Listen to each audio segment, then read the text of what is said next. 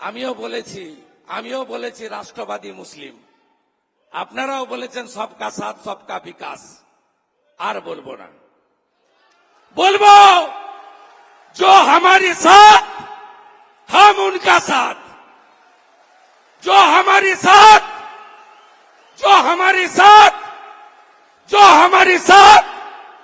हम उनका साथ, सबका साथ सबका विकास। बंद करो नो नीड संख्यालघु मोर्चा। ভালো থাকুন। जय श्री राम, जय श्री राम, जय श्री राम। नमस्कार, स्वागत है आपका द न्यूज पर। मैं हूं आपके साथ शिप्रा सैनी।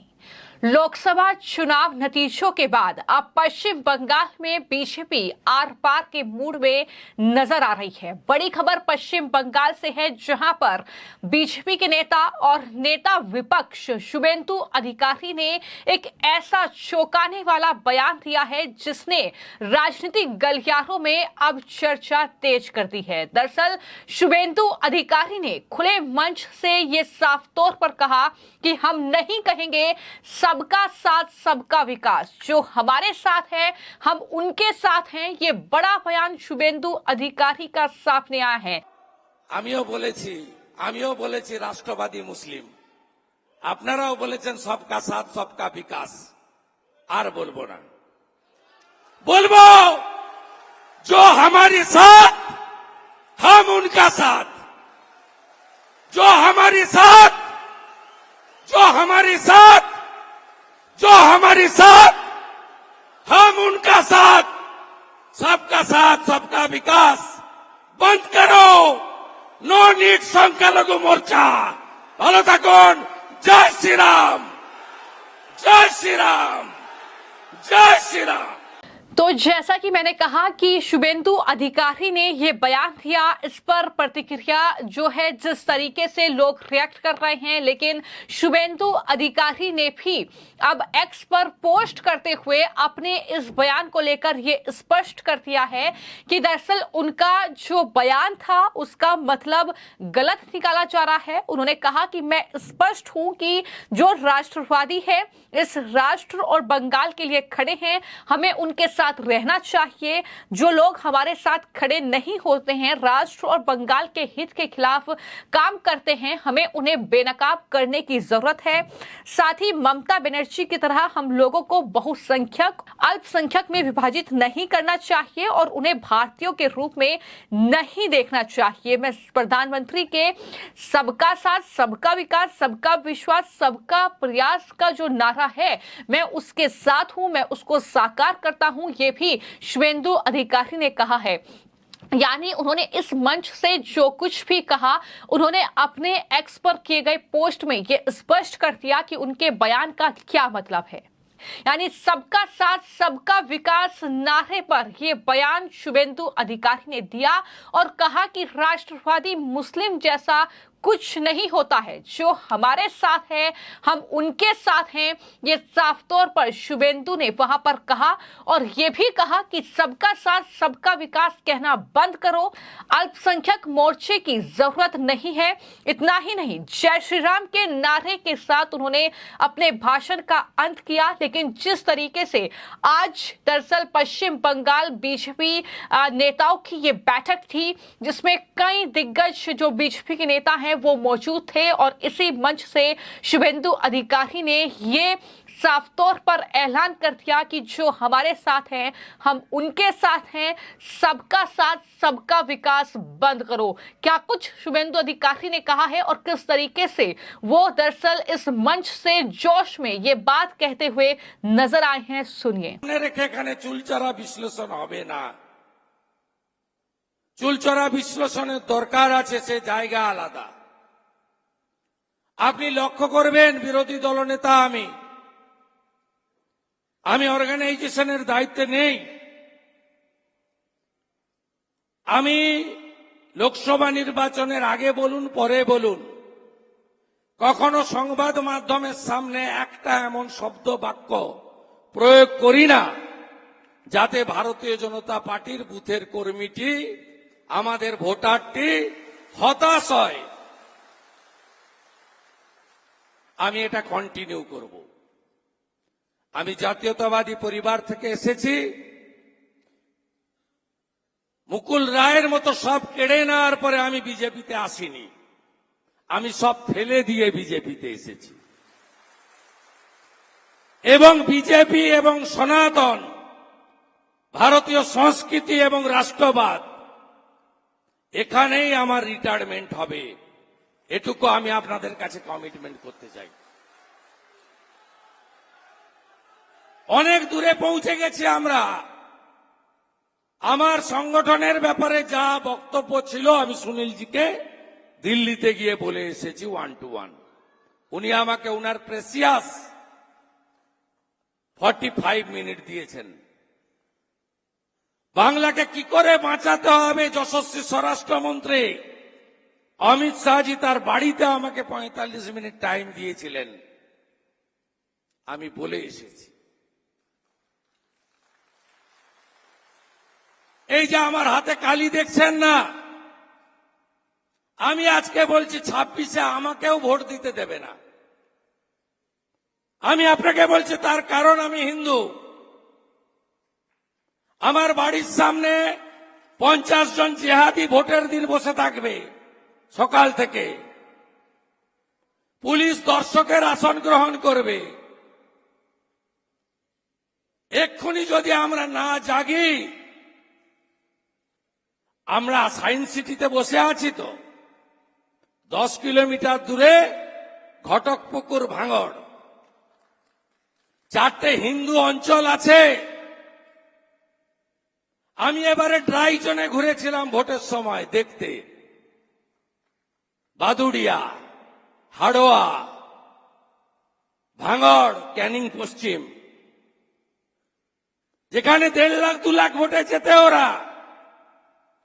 আমি দেখতে গেছিলাম লোকসভা ভোটের প্রচারে কি হয় ওখানে। 4টে হিন্দু অঞ্চল আছে ভাঙড়ে, 2টো অঞ্চলের কোন হিন্দুকে শকত মোল্লা ভোট দিতে দেয়নি। অনির্বাণ গাঙ্গুলি 29,000 ভোট পেয়েছে, শান্তি হাতি 45,000 ভোট পেয়েছিল। 70,000 হিন্দু বসবাস করে। আরে ওদিকে ভাঙড়ে পরে যাবেন বাসন্তী এক্সপ্রেস হয়ে, ওটা তো ইসলামাবাদ হয়ে গেছে। একটু দূরে বেঙ্গল কেমিক্যালের কাছে যান, মানিকতলা, উপনির্বাচন, একটা হিন্দু, আর হিন্দি কথা বললে তো ছেড়ে দেন, ঘর থেকে নামতে দেয়নি। 11টা হাউসিং, একজনকে ভোট দিতে দেয়নি। এপিক নিয়ে ভোট হয়নি, স্লিপে ভোট হয়েছে। আমিও বলেছি রাষ্ট্রবাদী মুসলিম, আপনারাও বলেছেন সবকা সাথ সবকা বিকাশ। আর বলবো না, বলবো जो हमारे साथ हम उनका साथ, जो हमारे साथ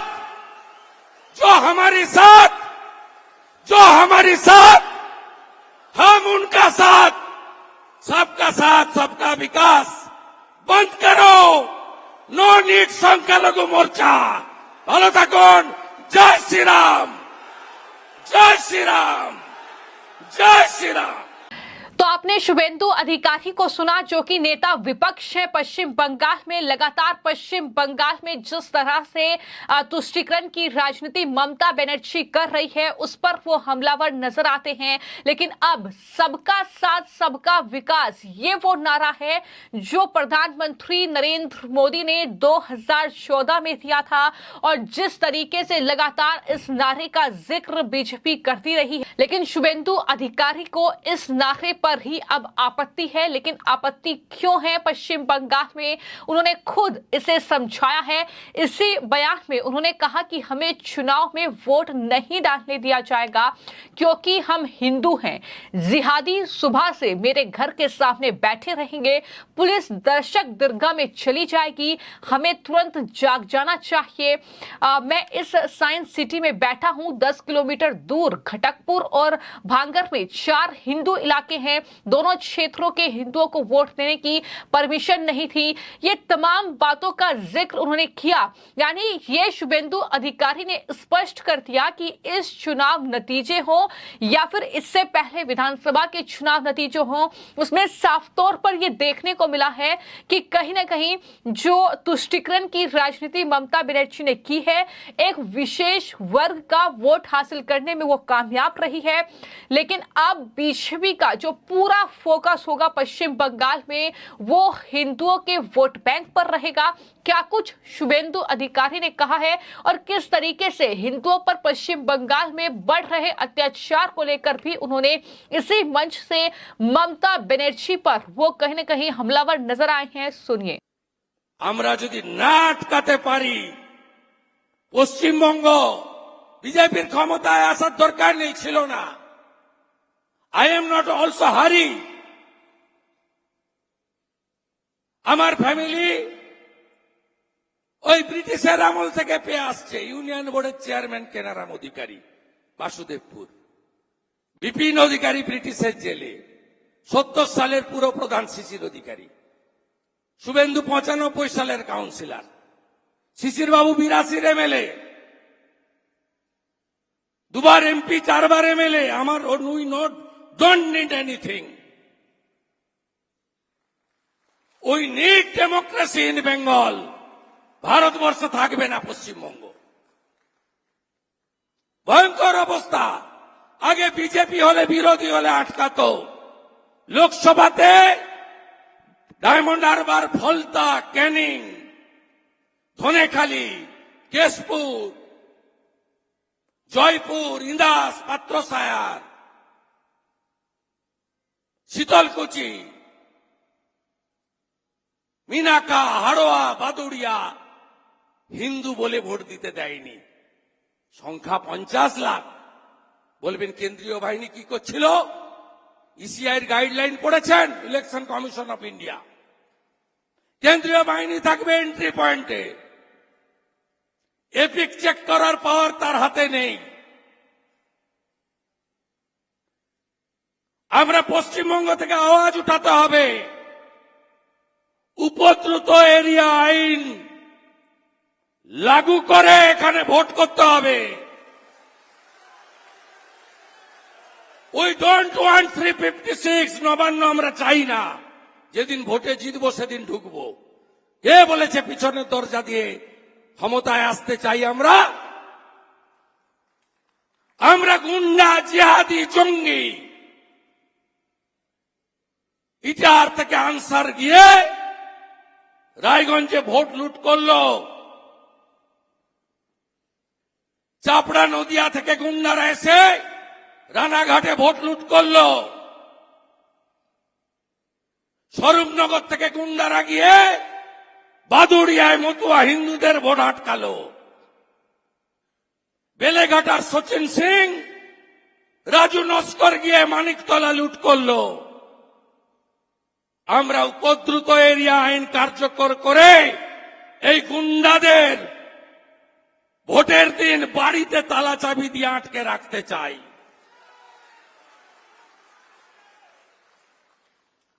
আর আমরা চাই এপিক কার্ড দেখার পাওয়ার দেওয়া হোক কেন্দ্রীয় বাহিনীকে, ইলেকশন কমিশন। আপনি ভাবলেন ছেড়ে দেব? কাল তো রাজ্যপাল মহোদয়ের কাছে গেছি 100টা ভোটার নিয়ে।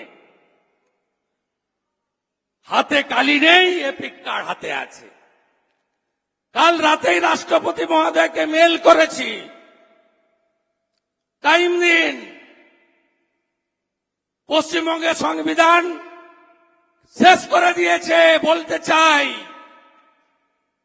We want democracy in Bengal, safe democracy in Bengal, to protect constitution in Bengal. ECI কে আমি এলওপি বলেছি, 5টা লোক নিয়ে যাব, কি হয়েছে বলে আসবো। ওয়েবকাস্টিং, ওয়েবকাস্টিং এর লাইভ অ্যাক্সেস কেন ক্যান্ডিডেটদের দেবেন না? রায়গঞ্জে 371 জন প্রিজাইডিং পোলিং এর নাম আমি প্রকাশ করেছি। আমি ছাপিয়ে দিয়ে দেবো আপনাদের, আমার সোশ্যাল মিডিয়া হ্যান্ডেল দেখে নেবেন। এই জিনিস বদলাতে হবে। ভারতীয় জনতা পার্টির সাংগঠনিক দুর্বলতা, নেতৃত্বের ব্যর্থতা, এসব পরে হবে। मनोहर लाल जी एसें, मनोहर लाल जी स्वागतम, मनोहर लाल जी स्वागतम, मनोहर लाल जी स्वागतम, मनोहर लाल जी आगे बढ़ो, बंगाल आपके साथ है। আমি শেষ করব। আমি বলে দিয়েছি যা বলার, লড়াই চলছে, চলবে। সবাই লড়বেন তো? আগের মতো লড়বো তো? একসাথে লড়বো তো? সবাই মিলে লড়বো, আমরা জিতবো। হিন্দু বাঁচাবো, সংবিধান বাঁচাবো। আর বলবো, तो कहीं न कहीं शुभेंदु अधिकारी ने अपने इसी भाषण के दौरान इस बात का जिक्र किया कि चुनाव के दिन गुंडों को घर में बंद रखना चाहिए और हम चाहते हैं कि केंद्रीय बलों को वोटर आईडी कार्ड देखने का अधिकार पश्चिम बंगाल में दिया जाए। गवर्नर के पास में गया, राष्ट्रपति को मेल किया। मैं कहना चाहूंगा कि पश्चिम बंगाल का संविधान खत्म हो गया है, हम संविधान बचाना चाहते हैं। संगठनात्मक कमजोरी, नेतृत्व संकट और उसके बाद वोटों की जिहादी लूट चल रही है। ये तमाम बातें शुभेंदु अधिकारी की ओर से कही गई है। एक अलग तेवर में शुभेंदु अधिकारी जो हैं इस मंच पर नजर आए, क्योंकि पश्चिम बंगाल में जिस तरीके से लगातार वहां पर बीजेपी कार्यकर्ताओं की हत्याएं की गई हैं, जिस तरीके से बीजेपी के दफ्तरों में आगजनी की गई है, चुनाव नतीजों से पहले, चुनाव नतीजों के बाद, और जिस तरीके से बीजेपी वोटर्स को वहां पर परेशान किया गया है, इन सब चीजों का जिक्र शुभेंदु अधिकारी ने किया और अपने बयान से यह साफ कर दिया कि बीजेपी अब पश्चिम बंगाल में हिंदू वोटर्स पर ही फोकस करेगी। पश्चिम बंगाल बीजेपी का मानना है कि लोकसभा चुनाव में मुस्लिम वोटर्स ने एकजुट होकर टीएमसी को सपोर्ट किया है, जबकि हिंदू वोटर्स में विभाजन देखा गया। ऐसे में अब हिंदू वोटों के ध्रुवीकरण की कोशिश की जाएगी। यही वजह है कि शुभेंदु अधिकारी ने यह बयान दिया। हालांकि सबका साथ सबका विकास का नारा, जैसा कि मैंने बताया कि प्रधानमंत्री नरेंद्र मोदी ने 2014 के आम चुनाव में दिया था, लेकिन जो बीजेपी के लिए एक वक्त पर एक अभियान बन गया, चुनावी अभियान समझ लीजिए, क्योंकि मुख्य नारा ये बीजेपी का था, लेकिन 2024 का नतीजा आने तक ये नारा कहीं ना कहीं बीजेपी के लिए अब परेशानी का सबब बनता जा रहा है। जिस तरीके से मुस्लिम वोटर्स बीजेपी से लगातार छूट रहा है और लगातार जो है विपक्ष इसका फायदा उठा रहा है, तो ऐसे में अब कहीं ना कहीं शुभेंदु अधिकारी का ये बयान, जिसकी चर्चा चारों तरफ हो रही है, और देखना यह होगा कि बीजेपी के बाकी नेताओं की इस बयान को लेकर उनके क्या प्रतिक्रिया देखने को मिलती है और विपक्ष इस बयान को लेकर किस तरीके का रिएक्शन देता है। फिलहाल आपकी इस पूरी खबर को लेकर क्या राय है, हमें कमेंट बॉक्स में जरूर लिखें। धन्यवाद।